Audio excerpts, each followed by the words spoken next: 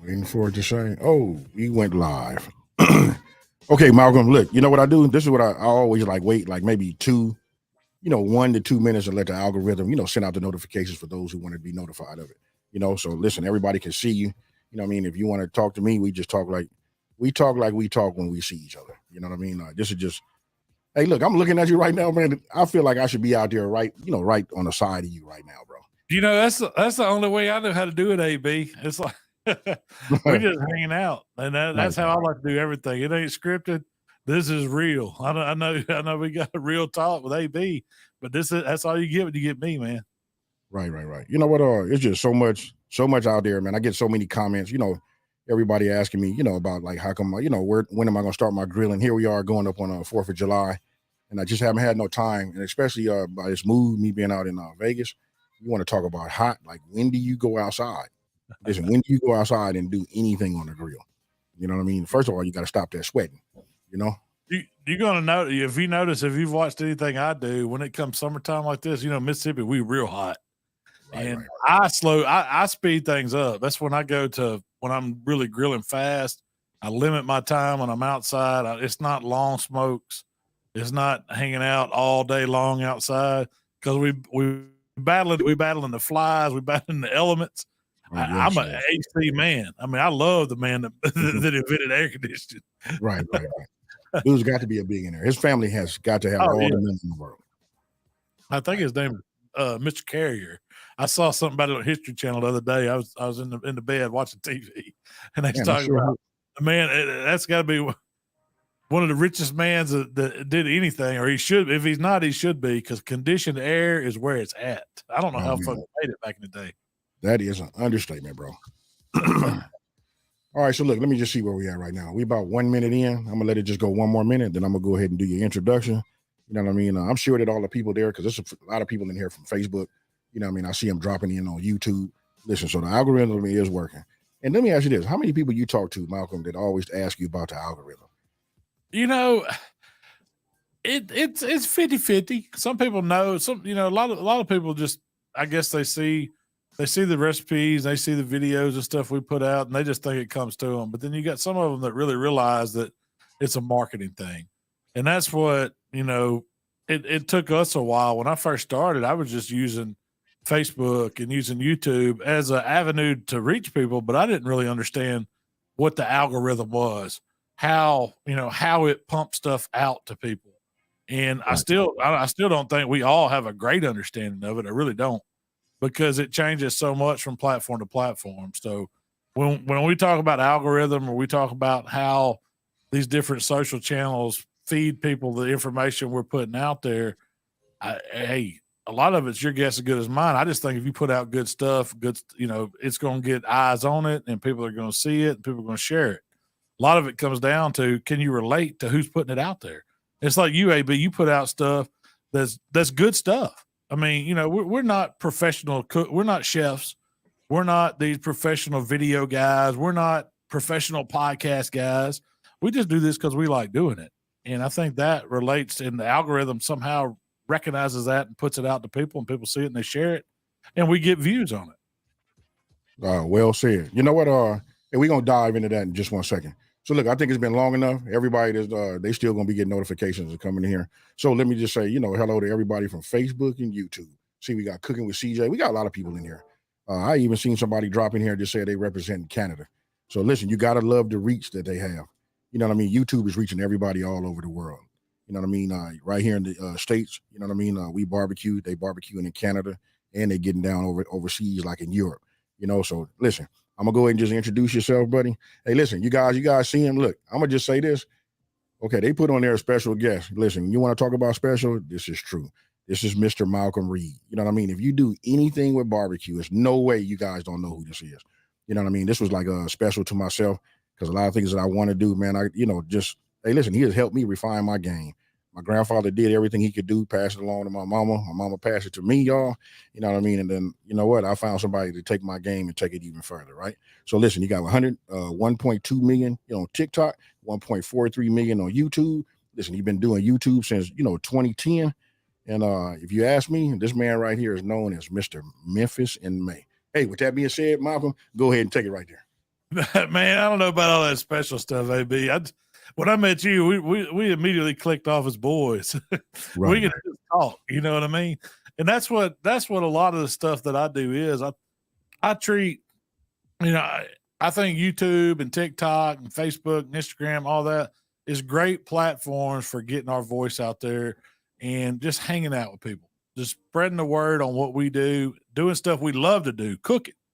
That's it, cooking. I mean, I'm How to Barbecue Right, but there's so much more to what me and you do than just barbecue or grilling or on a smoker or something like that. It's I think a lot of it comes down to this is what we enjoy. We love sharing what we do, and it's a voice. And these platforms give us a way to get that word out there. And if one person or if we can get a few people to look at it and interact with us and learn something from it, maybe we've done a great job. And that's hey, I'm glad to be here with you, man. You know what? Thank you for taking the time out. You know what I mean? I know it's a couple hour difference, between here, out here in California and then, where you're from right now. You know what I mean? So I listen, when I tell you I appreciate it, I really do, man. You know what I mean? So look, I'm gonna jump right into this because, like everybody wants to know this about, everybody that comes on here and they always asking me. So I'm gonna start off right here with this right here. What made you start on, YouTube? I know you kind of like touched on it, you know what I mean? But just talk to me and tell me, give me a little bit more detail. Well, when we first started, I started out actually doing competition barbecues, and my wife, at the time, I was dating Rochelle. That's everybody knows Miss Southern Shell or whatever. She heard me talking to my friends on the phone. No matter where it was, we was talking about barbecue, and she said, "You got to share this." And so the first thing we did was like, "You need a website," because that's what it was back then. There was no YouTube. She said, "You want to make a website?" And on the website, all we're going to do is we're going to put pictures up and we're going to, just make something where people can know this is what you do. And so after that, she said, "Well, we got to do a newsletter," because she was working in internet. She was working with this company that did internet marketing, and they were all doing newsletters at the time. And she wanted me to write this barbecue newsletter and talk about the stuff that I was talking about on the phone and we were putting pictures on the website. And I was the first person that said nobody is going to read a newsletter that this guy that I do, because I'm not a writer by any means. I'm not an English major. I didn't do none of that in college, anything. But I believed in her, and I so AB I started writing this newsletter, and at first it was just stories about what was going on in barbecue that I was doing, and then it kind of transitioned into recipes. And about that time, this company wanted us to document video some of the activities we were doing at these barbecue contests. And so they sent us one of these little flip cameras. I don't know if if you remember those or not, but it was a little camera that had a memory card built into it and you could record on it. And then they wanted us to send it back to them. Well, you couldn't send that back. The files were too big. Email couldn't handle it back in the day. But there was this thing called YouTube that came out to where you could load something up to YouTube and you could share it, and then the people could get it and do what they wanted with it. So we decided that was going to be the easiest way, instead of actually putting that camera in the mail, FedExing it or UPSing it back to the people. We could put it on YouTube and share it with them. And it was kind of an extension of our website and of our newsletter, because we were just putting these files on there. And when we put them on there were no editing. It was just raw footage of me recording. Like we might be having, cooking ribs and showing the whole process and all that. And people started watching it on YouTube. And so we decided at that point, we said, man, there's something to this YouTube thing. We can start doing recipes, and it don't have to be competition barbecue. It could be me cooking whatever I want to cook on the grill or smoker or whatever. And so that's kind of how it started. And this was like real early days of YouTube. Nobody was doing it. There was one of the other big people that was doing it was Barbecue Pit Boys. I know you've probably seen those guys. Yes, and they're huge. They're bigger, way bigger than me and you on YouTube or anything. Those guys, and that's kind of the footsteps that we took behind those guys. And we were just at the right time on that platform. And man, it took off. I mean, it took years, and it wasn't fast. And I know you've probably grown a lot faster when you started doing YouTube than I did, but it took us a long time in building up that audience of people that would just watch what you were cooking. And that's what it come down to. It wasn't that I was the best. I was just it was like you was hanging out with me and you right here in my backyard, cooking stuff, and that's all. That's the approach I took. Okay, now look, I want to ask you this. Now, when you start talking about competition barbecue, the competition world, everybody got. I got it. You know what I mean? When I went to Memphis in May, you know what I mean? I saw a little bit of secrecy. I've seen a lot of things in baggies. You know what I mean? Everybody got their own little thing they do, right? So my question to you is, how did that work? Like once you started showing people like, hey, this is how we do it. Like maybe you just saying, hey, how to display. Was you ever worried that you was giving up too much game? Well, so when I started, nobody was giving out anything in barbecue. And I like to think that I was one of the first ones that started giving secrets out. Yes. Because used to, when people thought about barbecue, they thought about this is family secrets. This is recipes that your grandparents passed down to you, that your parents passed down to you, that nobody shared. It was family stuff. And I saw, from the competition side of thing, I saw that information wasn't out there. And so I started putting it out there. I was like, if I'm going to learn this as I'm going, I'm going to share it and give it away. My whole thing is, and to this day, I still give out my secrets because they're not really secret. I can't do it the same way every time. What you saw at Memphis in May doesn't happen like that every week. You know how hard it is to cook the same thing the same way every single time.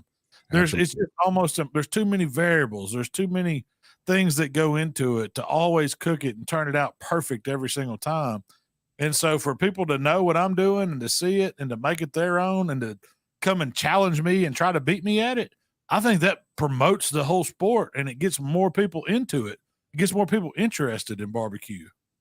Right. You know what? That's well said. When I have people over my house and then they want to come and, like, let's just say I'm doing, grilled chicken sandwiches, right? And then everybody tell me, hey, these are like better than anywhere else they ever had it. Like a lot of people don't want to tell everybody, look, for me, my secret is, look, I brine it.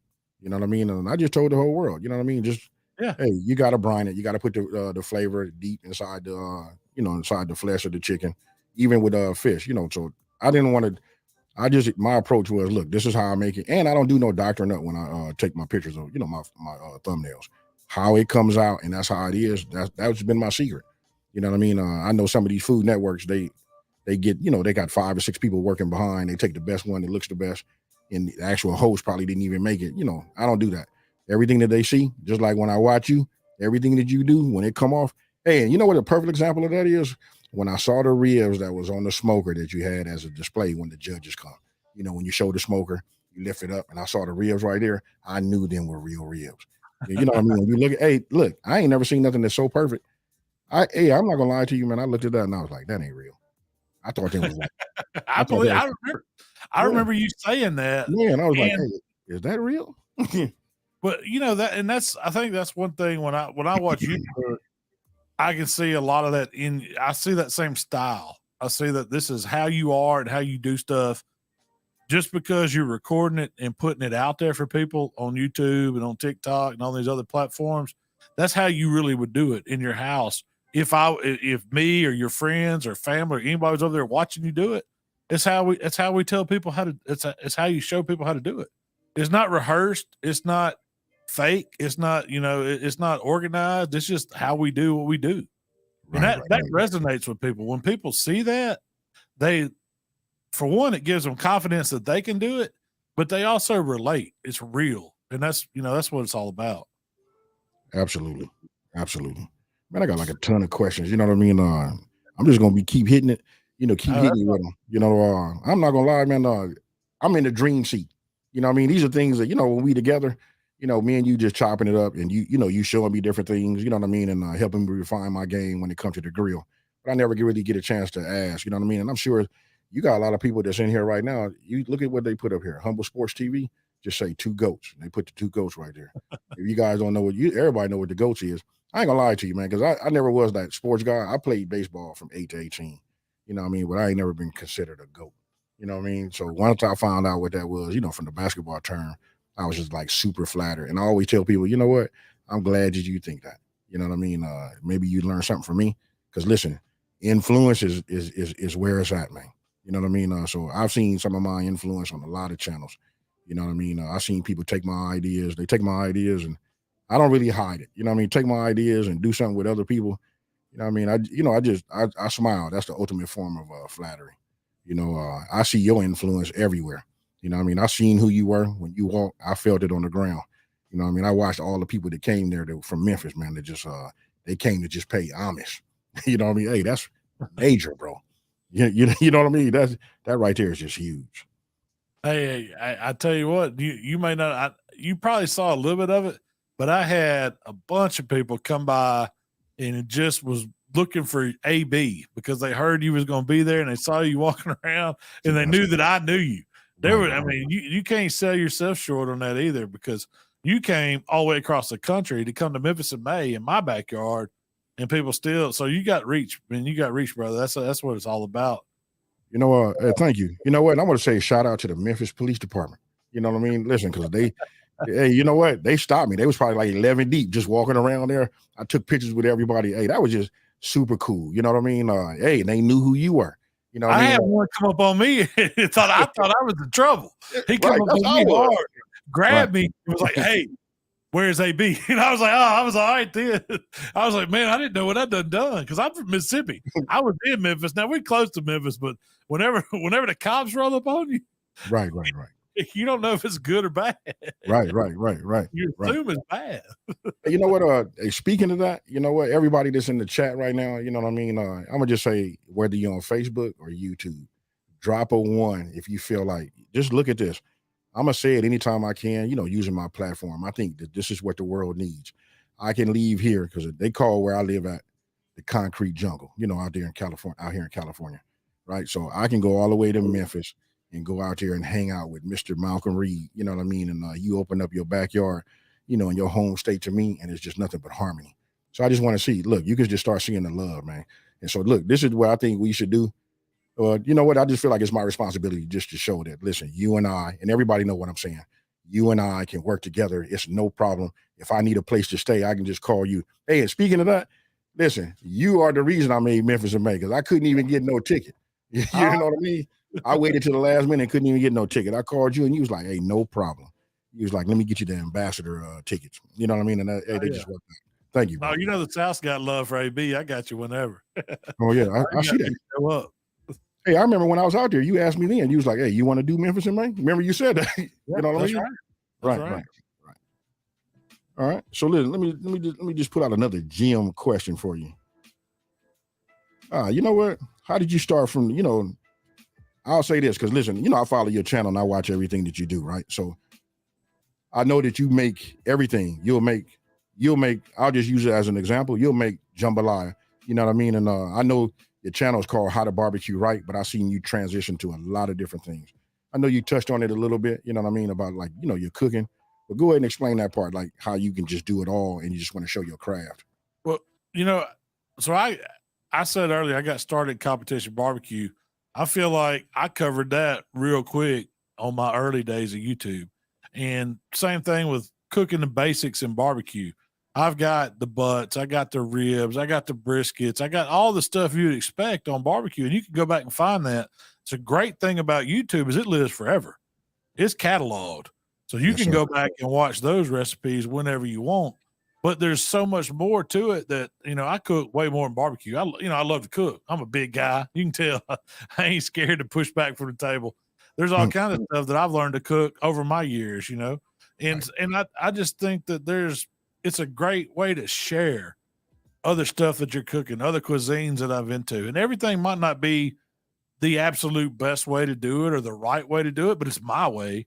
And I think that people just like to see a different take on how you do stuff.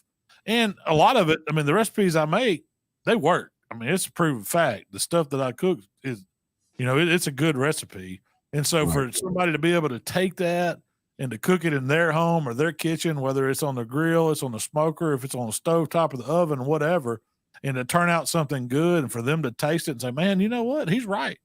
And so I think that's a big part of it. It's, you know, just cooking and experimenting and trying new stuff. Cause I'm sure there's stuff you see, AB, that you get ideas and you want to go try it and you want to put it out there the same way. Oh yeah, absolutely. And you know what? Okay, so this is the way my brain sees it. It's only so many recipes out there. So let's just keep it down to country and soul food, right? And barbecue. You only gonna make so many things on the grill. You know what I mean? So it's just a bunch of different variations of, seasonings and, cooking techniques. But just like when you do the butts, like when we made the butt, I just like the way you had did it, and it has like helped me out. And I incorporate some of the things that I learned when I was out there with you. So what I see is you probably have to make, we'll just say if you're gonna make a pulled pork, you probably got to make it 5 or 6 times because there's a few different variations. But after that, then now we pushing. I mean, like you're really pushing the envelope, trying to do something different. So I just like the variety. I'm trying to see like what can I say? Like, you know what? I'll give you an example. I made jambalaya, right? I made jambalaya, and then the food police came and got me on this one here because I put some shrimp in there. You know what I mean? When I put some shrimp in there, everybody came and said, "Hey, that's not authentic." The food police is real, bro. You know what I mean? They out there. You know what I mean? So when they were saying all that kind of stuff, I respond to all them comments. I don't take them down, nothing like that. And I just ask them like, I talk to them and I just say, "Hey, nowhere in this video I tell you this is authentic." You know what I mean? This is just the way I like to make jambalaya, and I like to put some shrimp in it. You know what I mean? Some seafood jambalaya with shrimp is really good. If you hadn't tried it, you need to try it. Right. Well, that's the big thing with my How to Barbecue Right. People get caught up in that where you think you the only way that knows how to do it the right way or whatever. That's not what I'm saying in that name. It's just it's a name. I say the only way how to barbecue wrong is to not barbecue because there's all kinds of ways to do it. And the same thing with grilling or smoking or cooking jambalaya or whatever you want to do. There's all kinds of ways to do it. This is the way we do it, and we're sharing that way. And we're not saying it's the right, the only, the gospel, if you will. We're not saying that's the be all end all. We're just saying this is how we do it, and we're sharing it with you. If you want to try it, that's great. If you get some entertainment value out of it, that's great. If you get a good recipe that you've shared with your family, that's even better. But that's how we do it. So there's something more too than just putting something out there and saying this is set in stone. Well, it's not set in stone. Barbecue for one is not set in stone. It's an interpretation and has been since it got started, since Absolutely. people took some fire and put some smoke on it, put some meat on it. That's the interpretation of how you do it. There's all kinds of ways to get there. We just like to share how we get there. Right. You know what? Here's a fun little fact. I found out like, a few years ago, like where did barbecue come from? But I found out, excuse me. Man, I'm battling this cold over here. Oh, man, I feel you. All right, so look, I found out like the Native Americans had to they taught us how to preserve, like preserving fish. Like nobody even knew how to. When you catch fish, you got to cook it. You know what I mean? To heat it up. There was no tomorrow, otherwise it'd be rotten. You know what I mean? So the Native Americans just shared the salt technique and like dry. I guess that'd be dry aging. Just a cool little fun fact. You know what I mean? I like to know why we have what we have. Just thought I'd share that with everybody. Yeah, no, I mean you're right. I mean, you look at barbacoa, the name where we got barbecue from. That was a Caribbean name, and it came from people from Africa that came to the islands over there that figured out how to preserve that food. And it was a way because they didn't want to get sick off it. When you had fish or pork or whatever it was, protein they had to figure out a way to preserve it. And that's what they did with it was smoke. And that's where we got the whole technique. And then they brought it to the Americas and made it even better. And that's where barbecue came from. I mean, our ancestors from, everywhere figured out how to do that. And so it's its own cuisine. Barbecue is. I mean, people talk about, all the different kinds of foods that we have, and barbecue's become mainstream lately. It was looked at as just something that people did in their backyard for a while, just over a grill. And right now it's became way much more than that. And I think that's a big thing. What's helped us with the YouTube and with these different channels that we're on is that barbecue's mainstream. It's its own thing now. When you talk about barbecue, you talk about so much more than putting meat on a grill. Right. Absolutely. And I tell people too, you can always put your pots and pans. Like if you got a cast iron, like just like when I do mac and cheese, I know everybody out there, they talk about smoked mac and cheese, but that right there is fire. Cast iron, with the smoke, you can't even go wrong. I can just think if it was bland, just with the right wood, it's just, that's just the way to go. It's another seasoning. That's all it is. We got our salt, we got our peppers, we got all these other ingredients, and we got fire and we got smoke. It's another layer of flavor on it. Hey, you know what? You just said it right there. Look, when you simplify it, and that's just what it is, because a lot of people overcomplicate the way they think. You know what I mean? That's it right there. You just ran off 4 different things, and that was it right there. So let me ask you this right here. Look, once your channel, got big, when did you realize it's starting to become like a business? And then how did you, come up with that? It wasn't until, I started the website, the newsletter, and the YouTube channel before I ever had a business. And I guess I could contribute my wife from having that foresight to go ahead and do that stuff and create that before you ever tried to do anything with it monetarily. Because I was always making rubs and sauces and stuff like that, but we didn't have them for market. We didn't have them to sell. But it wasn't until we created, a buzz about it and then people watching reading the recipes and seeing the YouTube channels before they ever wanted to buy some seasoning or sauce. And then that came because people started asking me about, hey, I hear you're making rubs. I want to buy a pan. If you're making some of that for this contest, I want you to make me some, or can you make me some sauce if you're making sauce? And then I realized, hey, I need to look at getting this stuff bottled to where I can sell it, because I was already giving away the recipes and, following what we were doing and stuff like that. And so it just kind of coincided with it to have something to sell. And that's where I was making rub, I was making sauce, I was doing all this stuff anyway. Might as well, put it out there on the market. That wasn't my goal. My goal still isn't to sell rubs and sauces. We just happen to do that to keep the lights on. My goal is to pass the information on. Right. And I call it education. I'm not an educator by any means. I'm not trained. I'm not, a professor or a teacher or anything. It's just never been my forte. I just like sharing. But I still look at it as some type of education, because you get education from different ways. It don't have to be classically trained or whatever. You can learn from somebody just by watching what they do, picking up things and making it your own. And that's the education that I like to pass on. And so that's what I say I'm doing right now. My whole thing's about sharing and about passing on the information I'm learning. And then the stuff that we sell on the sides, that's just what, that's part of it, but that's not the main thing. It's like you almost got to like sell something, because once you dive into making videos, and you want to do them full time, you're not able to go work a job. You know what I mean? So if you're going to do it full time, you need, like you said, something to keep the lights on. You know what I mean? And and just grow your channel. Well, that happened to me back, and we're going through it right now in our present time. This recession, or whatever you want to call it, this downturn in the economy, all the things we're going through. This happened in 2008, and I was fresh out of school, working for, this commercial construction company, had been there a couple of years, and then 2008 come along and they laid people off. Well, I was doing my barbecue stuff, but it was kind of a hobby. I was on the side doing it. My wife, is helping me do my website and all that, but I was still working a real job. Well, I got laid off, and then all of a sudden there was no income. I didn't have a rub or sauce to sell, but I was still trying to do my barbecue thing. And so I would, I'd cook butts for friends. I would do stuff, whatever I could do to make a dollar. And I got me another job right after 2008 with another construction company doing the same kind of work. But then I got laid off from that. And after that second time I got laid off, I was like, I'm tired of working for somebody else. I want to try to do this for myself.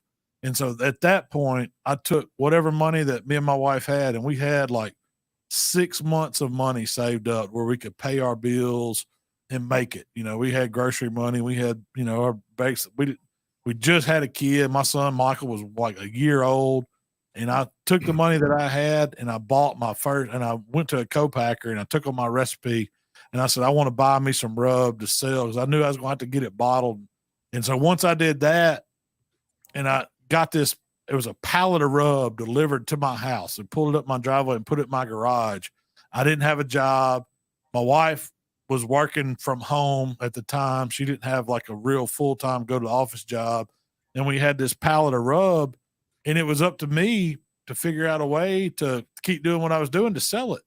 And then that's when I just hadn't looked back from then, AB. It's ever since that first and I didn't think it was 500 pounds. I said, there's no way I can sell this 500 pounds. And now we're, I'm getting ready to experience that right now. Oh, it's I'm late on it. Yeah, it's unbelievable. But once you're faced with that, there's a lot of people get that fear too. They don't want to take that step, or they're not forced to take that step. Well, I was kind of forced to. It was a make or break. It was like I was going to have to go back out, and I'd made up my mind, man. I didn't care what I was doing. I'd be delivering pizzas or cooking barbecue for some restaurant or whatever it was I was doing. I would do it to make it. And I always had that fight where I was going to make it no matter what. And it just happened. It happened that it's worked out. And with doing what we were doing, I don't know. I don't know if the stars aligned or what it was, but a lot of it was hard work and perseverance. And, for no other lack of reason, I didn't want to be homeless. Right. Every successful channel. Okay. So I'm a statistic man. So when it came to analytics, it was just like right up. When I started this, nobody even wanted to know what analytics was. Everybody would say, hey, I don't know what that means, but I don't even think nobody tried. But listen, I was just like a stickler for that. So I was just reading the analytics, you know what I mean? And just, I let the analytics tell me, what I need to do. Only thing I regret is that I didn't get down. I never took the chance to do my own seasoning. I started, so late, you know what I mean? But I'm about 3 weeks away, from getting it, here. And that's what they're going to do. They're going to drop it off here, probably like about 3 or 4 pallets, and then I'm finna get it out there, and get ready. Yeah. Hey, listen, I want you to take a look at that comment that's on the screen from Brian Nelson. He said Food Network should hire both of you and Cowboy Kent Rollins. Hey, you know what? That I just imagine this: Cowboy Kent, myself, and you. We all. I mean, that's just, man. You covered the whole country. The only thing we need now is somebody to wear a suit. That's it. That's it. I ain't that guy. Yeah, nor am I. But I do want to go back to that part again about like just every successful channel, they had something that happened to them tragically. When I say tragically, like they usually lose their job. They was probably getting a little bit of money from AdSense. You know what I mean? And then when something happened, like there's no more income, they have to dive into YouTube, 100%. And when they do that, that's when it seems like, and look, that's the formula. If you dive in, because you've been doing whatever you've been doing part-time, I just ask myself, like, what can I do if I did this full-time? You know what I mean? And that's where I'm at today. And I'm sure that was just a story you told. I just said it, like in a nutshell, Yeah, that's it. I mean, I never I didn't have any video experience. I don't know if you did or not, but I had no experience in front of a camera. There, it was do or die. And I still don't think I do a great job. I mean, I do the best I can as being me, but as far as being trained for Food Network or any of these other, major, I guess, video companies or whatever, that's not how I do things. I kind of learned as I went, and I think we've gotten better and we've gotten pretty decent at it. I don't think I'm the best by any means, but it's like you said, when you're forced to do something is one thing. I mean, that's the be all end all. And I think that translates too, to people could see that in the product you're putting out there when it's not overproduced and it's not, fake, if that makes any sense to you. Yeah, no, I understand it. I just think it's important that everybody just hear it. I mean, but you know what? I can say this. When you're doing YouTube and you're making videos, no matter what you're doing, people see through it. So if you fake, they see right through it. You know what I mean? So you just got to do yourself, you know what I mean? And then you want to attract the people that like what you're doing. And that's how you have success. Like neither one of us are trying to be Gordon Ramsay. It's funny because I'm on here with a legend, right? That's you. So I could really say it like this. Like, I'm not trying to be Malcom Reed. I mean, that's just the truth. I just, I'm trying to be me. I mean, not trying to, I'm just being me. I'm gonna use this. I'm gonna use this because listen, some people gonna want to, they want to know about food. Now, I'm gonna break into this segment right here because it's just some of the things that I learned by having a restaurant. When you make let's just talk about brisket. I mean, I see all the trimming brisket videos out there. Look, everybody doing something a little different.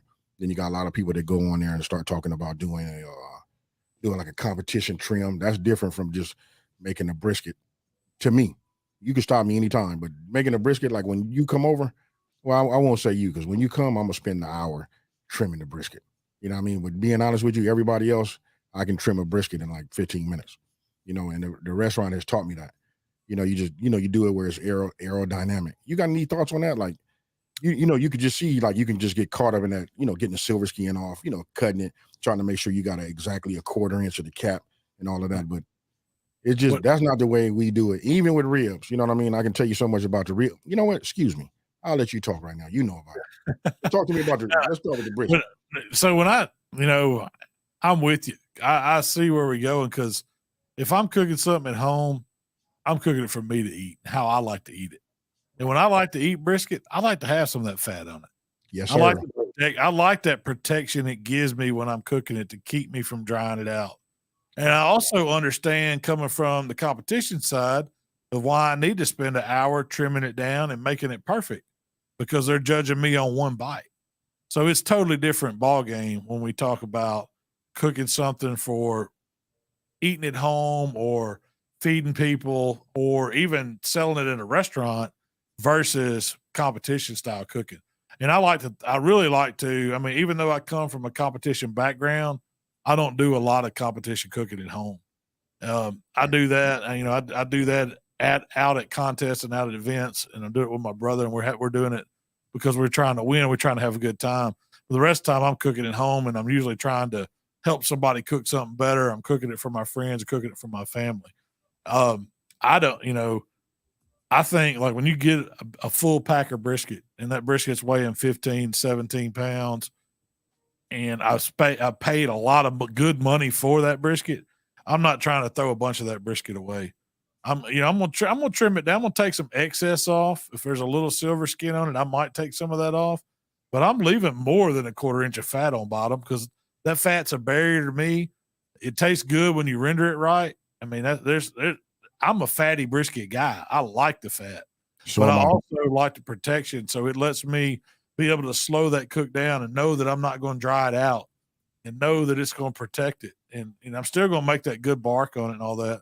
And that same thing goes for ribs. I'm not trimming those ribs down. I'm not getting aggressive on my ribs when I cook a rib in the backyard. I'm taking off the membrane, but I'm leaving that fat and stuff on there. I know I'm going to break that down during the cook. So I think more goes into it cooking at home versus cooking at competition. You know, that's kind of like the big thing, you know, like membrane, no membrane. I got two ways I can look at that. I know they're going to kill me on this one. If you're standing over me, I'll take it off.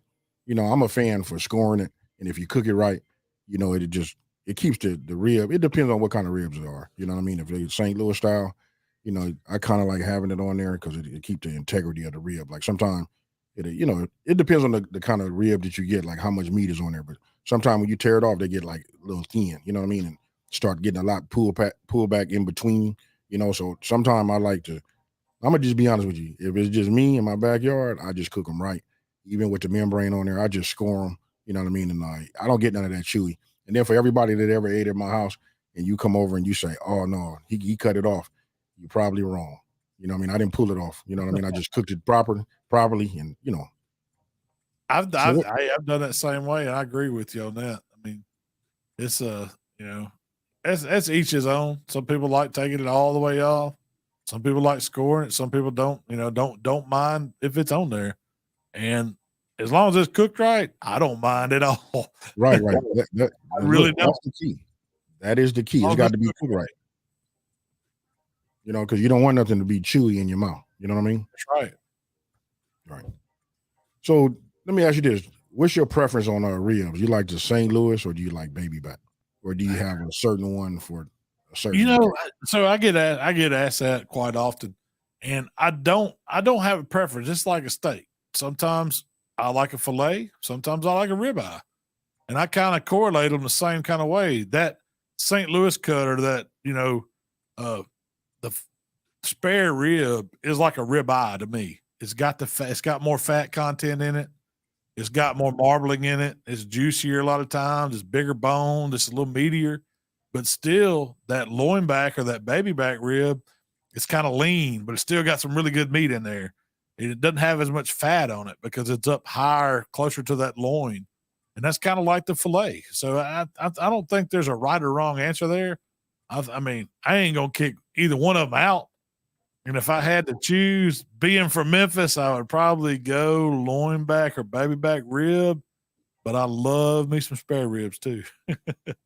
Me too. You know, you know what? I like baby backs because you can fry them. I never made a video doing them, but look, I fry them like quite often. You know, now when I say it out loud, I think I'm going to. So I got a recipe for you. Now, I don't know if y'all have this out in California, but there's a sauce they sell in our grocery stores called Tiger sauce. And it's sold over with the hot sauces. I think it's made up in Nashville, Tennessee. But if you ever find it, look for it. It's called Tiger sauce. You mix that with a stick of butter. You batter your ribs just like you'd fry a pork chop.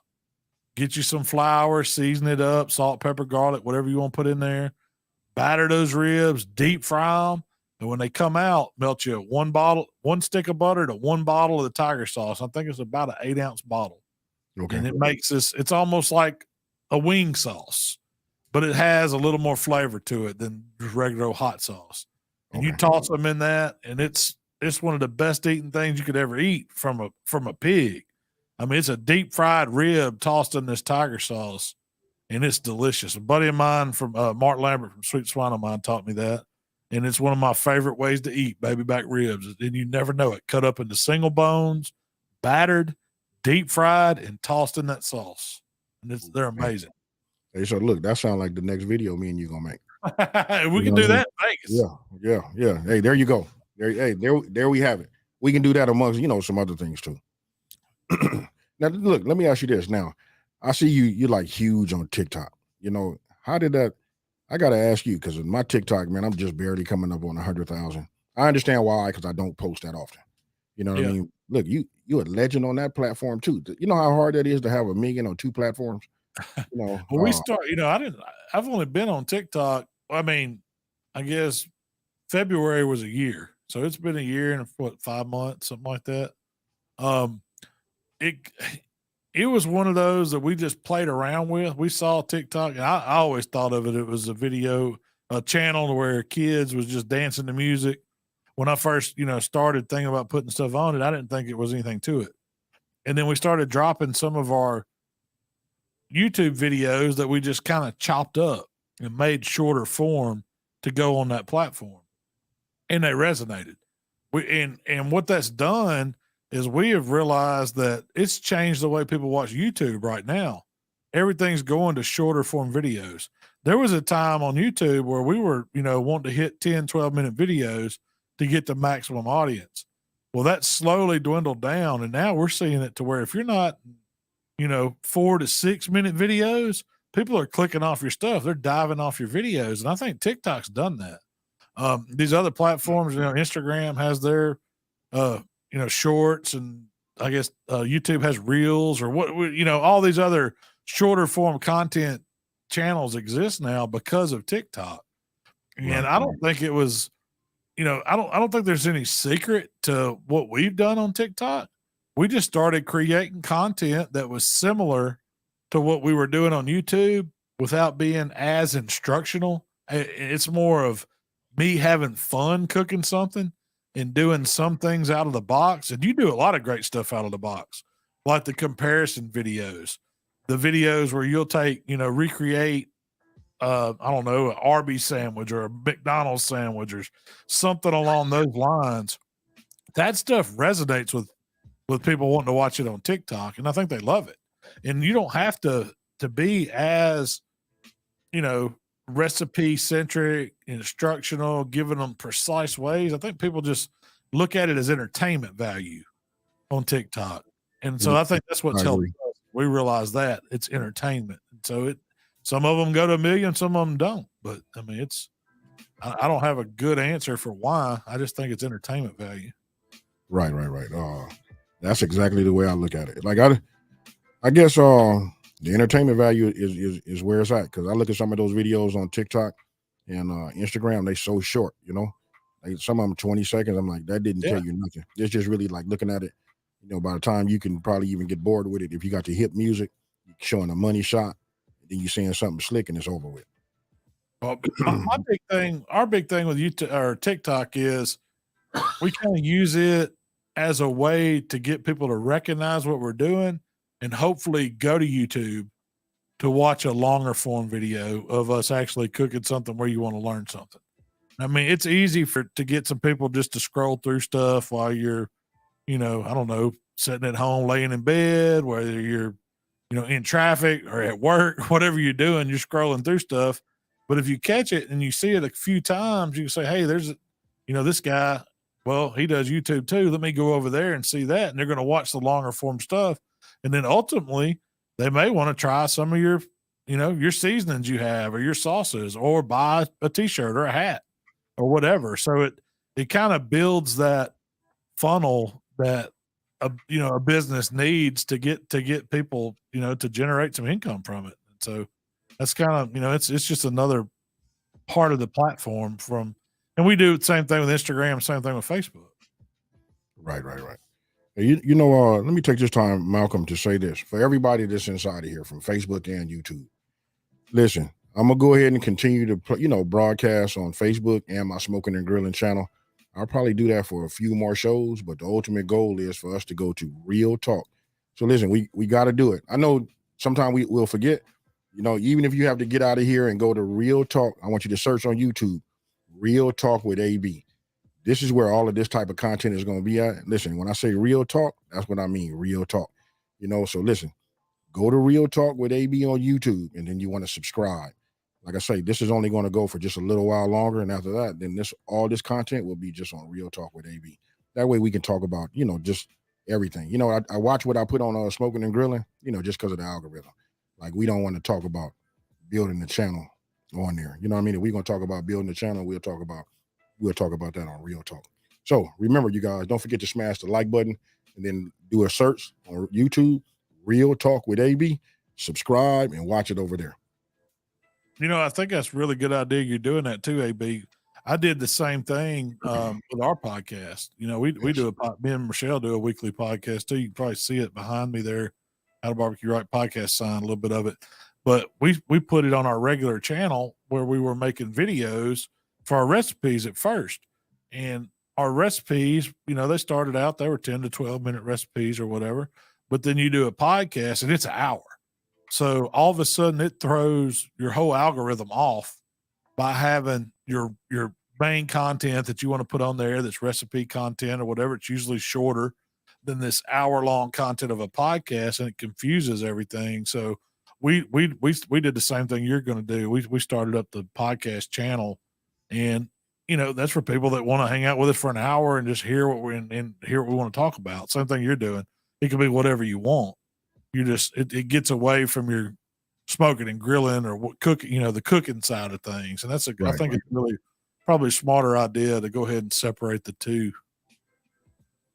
Absolutely. Because you figure because some people will just come because they get notified. And then I look at it this way. People subscribe to Smokin and Grilling with AB for a reason. I think a lot of people just want to get a recipe idea. You might already know how to cook it. Maybe you just want to, copy, do a screen print or something like that just to get the ingredients. Then they kind of like skip through it, look at the end result and say, hey, I'm going to make that. But then when you put long form on there and they get the notification, they come look at it. Just everybody's not coming to the channel to hear, myself talk to everybody. So therefore, I just wanted to put it on another platform where it'll survive, where it won't hurt the algorithm. Now I'm gonna take the chance right now by having it on Smokin and Grilling with AB because this is where I reach everybody. But the ultimate goal is for everybody to go to Real Talk with AB on YouTube and subscribe because, like I said, we only gonna do this just a few more times on this channel and on Facebook. And you know what? When it come down to Facebook, when I stop doing everything, I'm only going to go live once a month on Facebook. That's which is every first Tuesday. After that, you know what I mean? If you like the content, then everybody can just come on over to Real Talk and then just watch it weekly. Hey, that's what's up, man. Snoopy Eats. That dude right there, man. Me and him been together, man, for about, I'm gonna say almost 4 years. It's amazing that you get this kind of reach and you get, I don't know if loyalty is the right word for it. Just, people that just like love what you do. You know what I mean? They stay with you all the way to the end, and then I try to do the same. You can't beat it, Malcolm. I know you got some people that, I've seen several people in here, you know what I mean? That's in here that's, hollering at you. You know what I mean? Listen, a lot of people in here know who you are, bro. Yeah, I appreciate it, man. I've always said if one person will continue watching what we do, I'll keep doing it because I like to think it's helping people or helping somebody. And so as Right. long as that's going on and people give you that feedback and that positivity, it makes it worth, doing what we do. Right. You know what? Looking at the time right now, listen, we're gonna start answering some of these questions that's inside of there's no kind of way that I can like just get everybody's question, but listen, start asking them. You got anything for Malcom?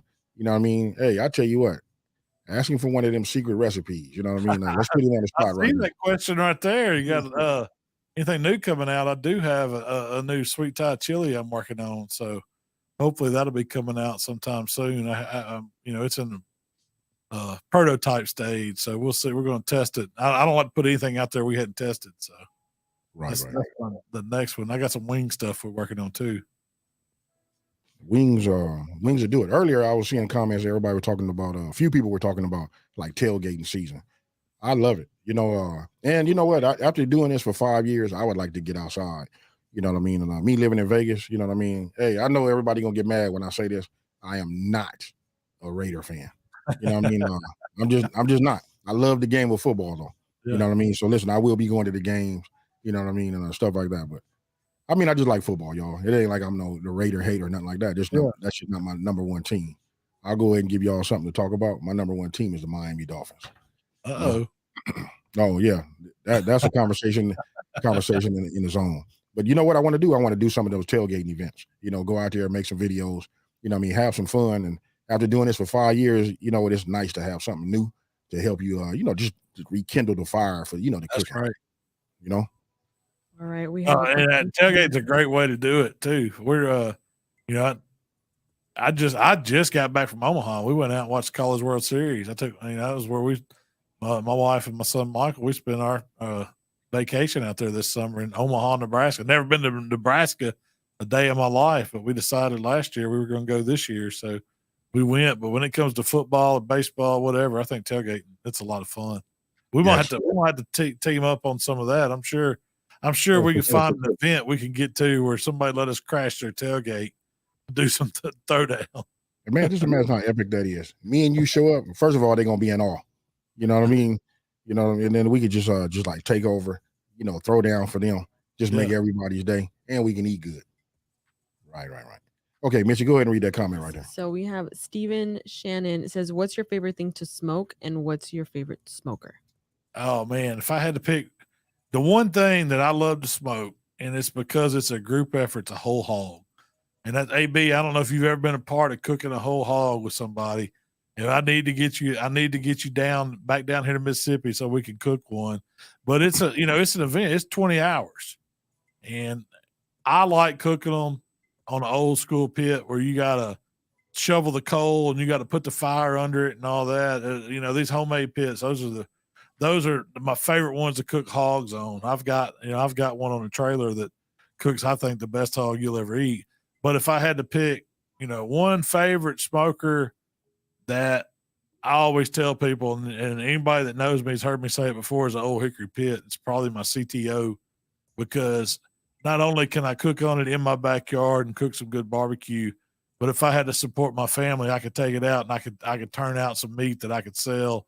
It's kind of that hybrid commercial backyard pit, and it's that Old Hickory CTO. Old Hickory. I see Jamie Oliver. What does that say right there? You got that on there right there. I just see where it say Dolphins. Oh, interesting. Hey, you want to know how that came up? I'll tell you this. How I became a Dolphin fan. Some guy trying to date my mama. I'm like a little kid, and I guess he see me in the middle, right? So he gave me, like the pennant flags they have for baseball. He brought me one of those flags to put on the wall that said Miami Dolphins. And that right there started me watching football. And I just been a Dolphin fan, from then up until now. All right, let's see. What else you got?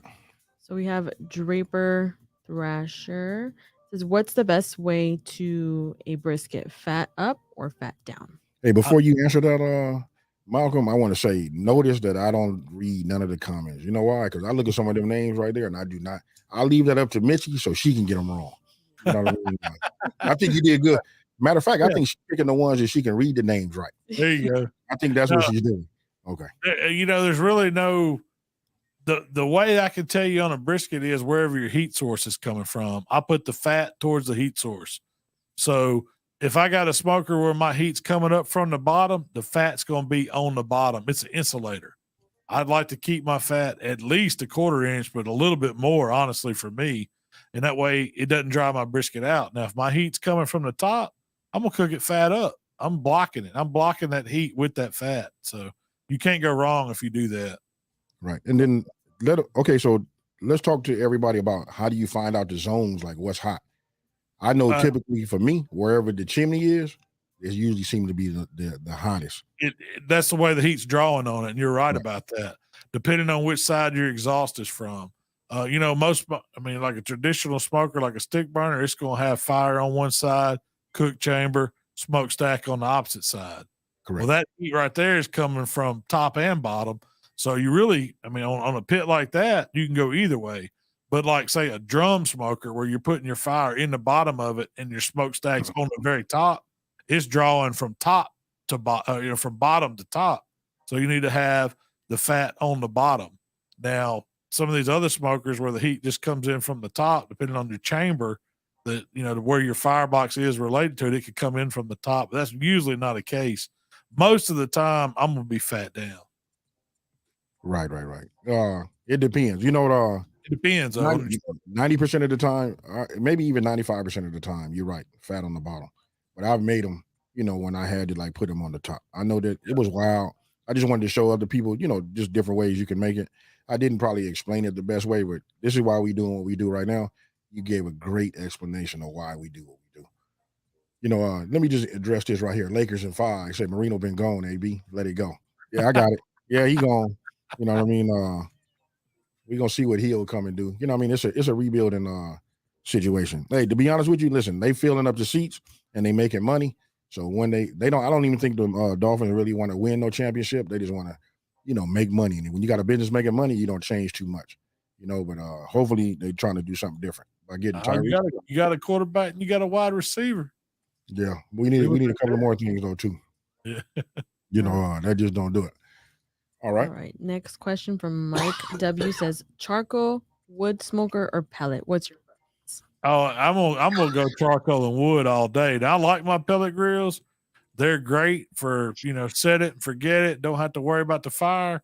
But when it comes down to it, building a fire, adding wood to it, and maintaining it, that's when you're really being a pit master. You can learn how to control that pit, make it do what you want to do. That's when you know what you're up.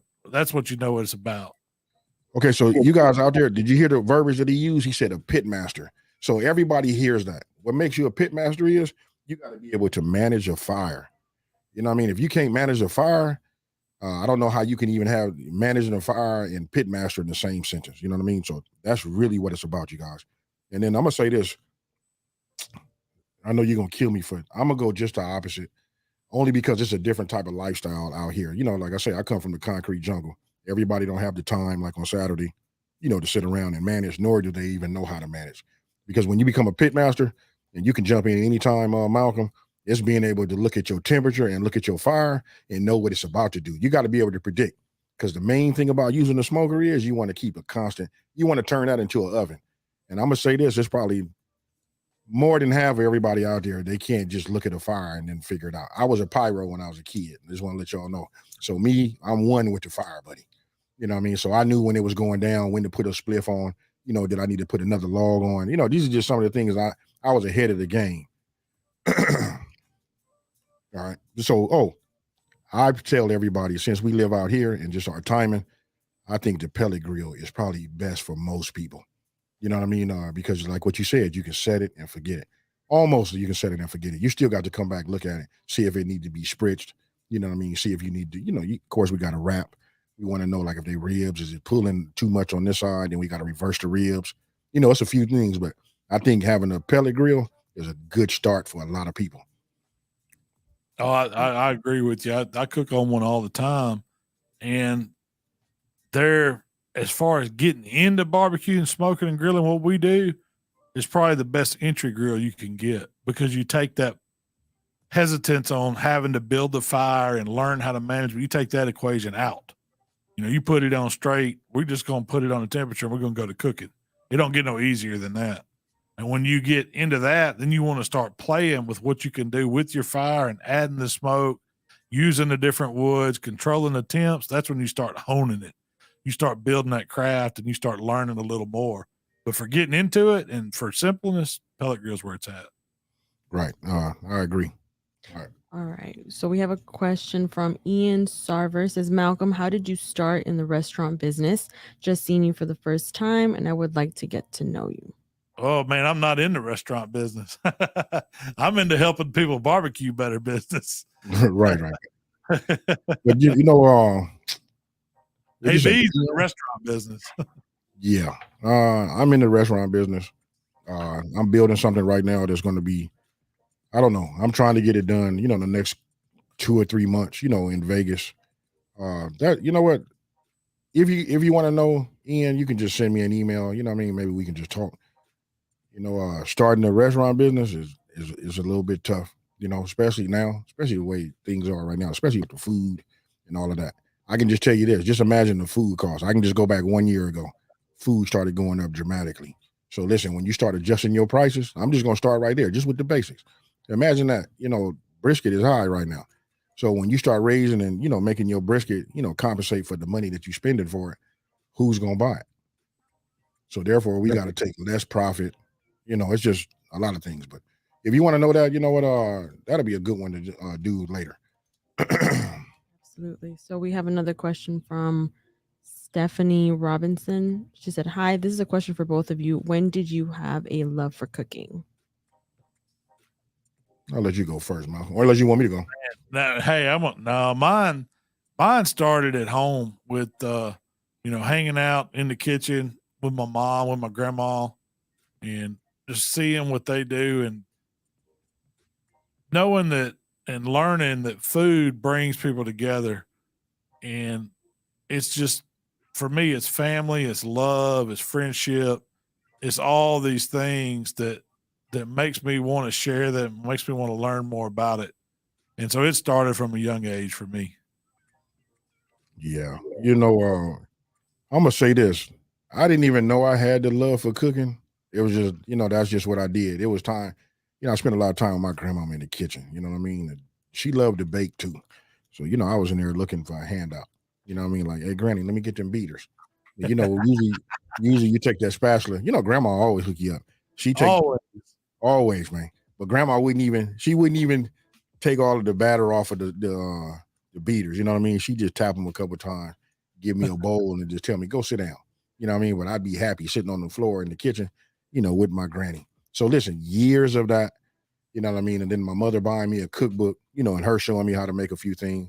You know what I mean? My grandfather actually taught my mother how to grill. And my mother made me grill. So I really didn't even know I had the love for it until late in life. Didn't even, to be honest with you guys, didn't even know I could even cook or cue. It was just something that I did, and I just loved doing it. You know what I mean? Once I found that out, then, I just made some videos. And when I started my YouTube channel, it was all about, for me, I just wanted to get the silver play button. That's the only thing that I cared about. I just wanted to be able to say, I got this plaque on the wall from YouTube. And you know what? When I say YouTube, I think about Google. Not everybody can say Google sent them something. You know what I mean? So that's mine. All right. So we have a question from the Lisa D. Delights Show. Lisa. Says, both of you, what's your favorite thing to cook? Mine's that whole hog. I done said that. Oh yeah, you like that whole hog. Hey, next time you do one, man, just let me know, man. I got to come out and expose it. Hey, we're doing one in November. Okay. Yeah. Hey, listen at the timing, folks. He said November, meaning when it cools off. Yeah, you know what I mean? Right. I got it. Hey, listen, I listen to everything, and I got it.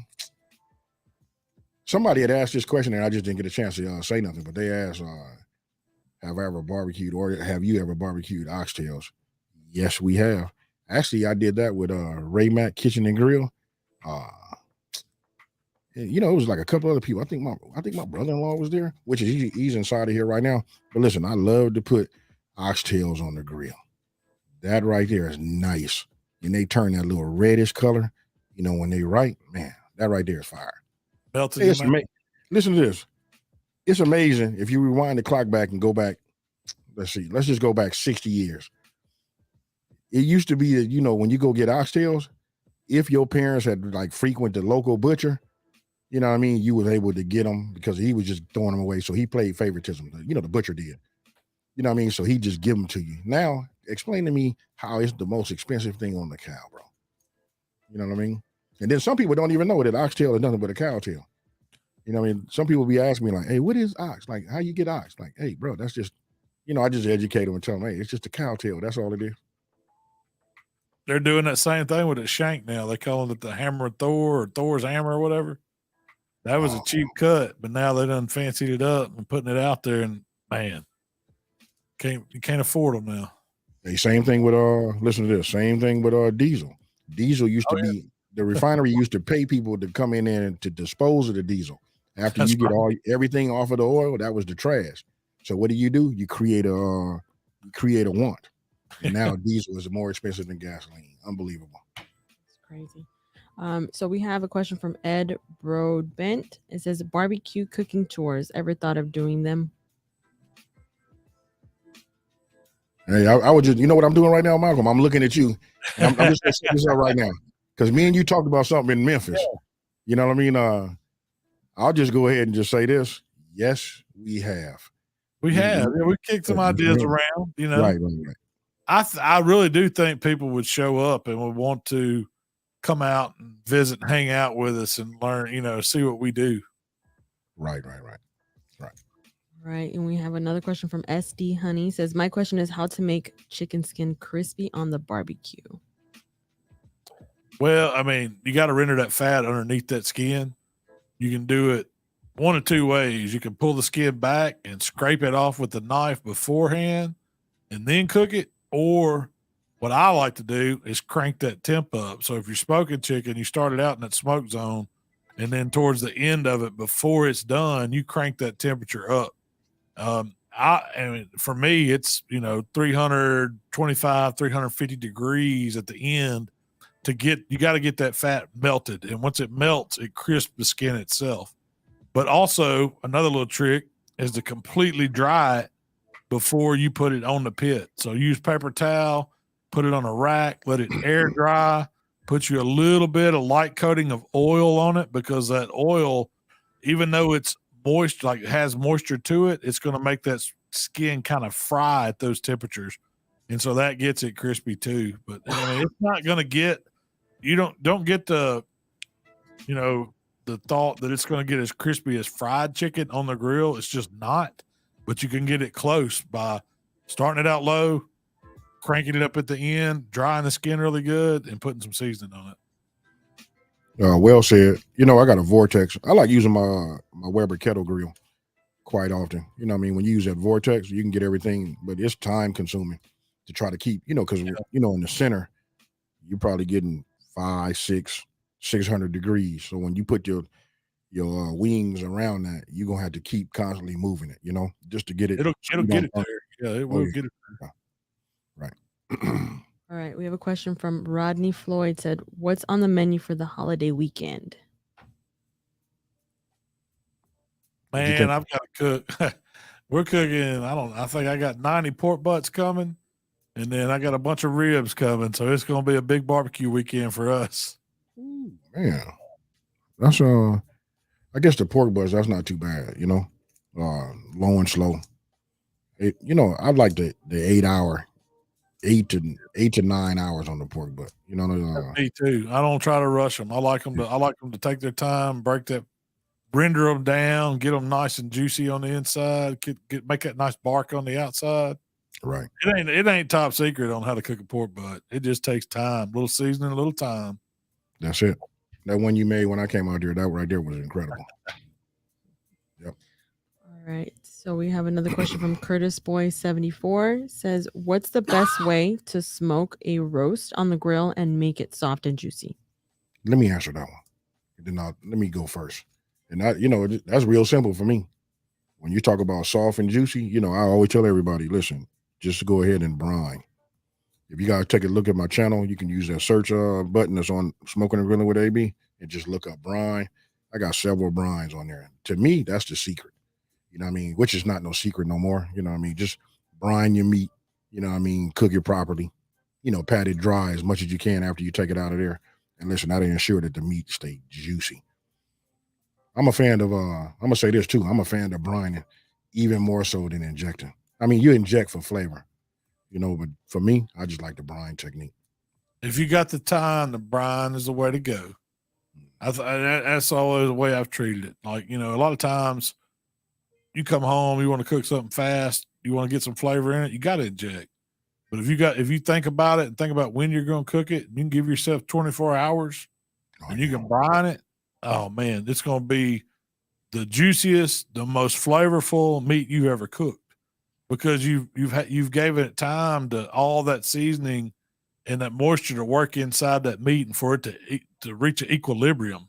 That's what it does in that brine. It stabilizes. It tries to get the seasons on the inside equal to the seasons on the outside, and the juice stays in there. And when you dry it a little bit, like you said, when you bring it out of the brine, pat it dry the best you can, and season it and cook it properly, it's gonna be packed full of moisture, packed full of flavor.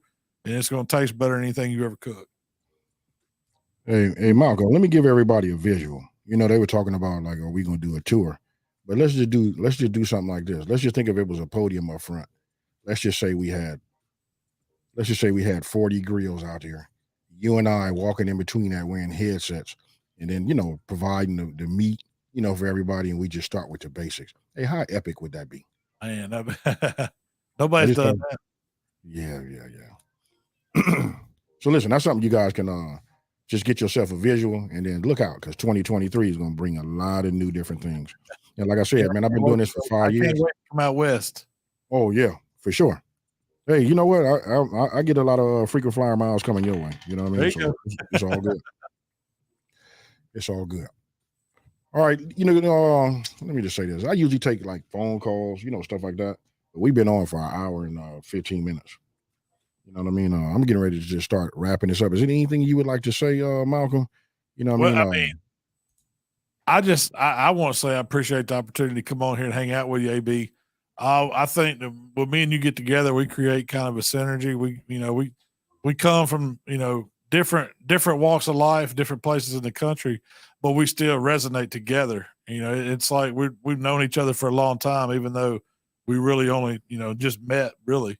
And so I think it's great. And I love, doing stuff with you. So I just appreciate that opportunity, and you invite me on and helping me spread the word about barbecue. You know what? Thank you. And look, I'm going to take this time again to tell everybody, don't forget, listen, this content is going to be eventually only be on YouTube under Real Talk with AB. So listen, you guys got to go by that. Whether you're going to go now or you go when this is over with, go just do a YouTube search, Real Talk with AB. You'll see a microphone. I want you guys to just go there, subscribe to that. Like I say, I only got a few more show episodes that I'm going to do here. And check this out. Hey, listen, you want to hear about me doing things so late, Malcolm?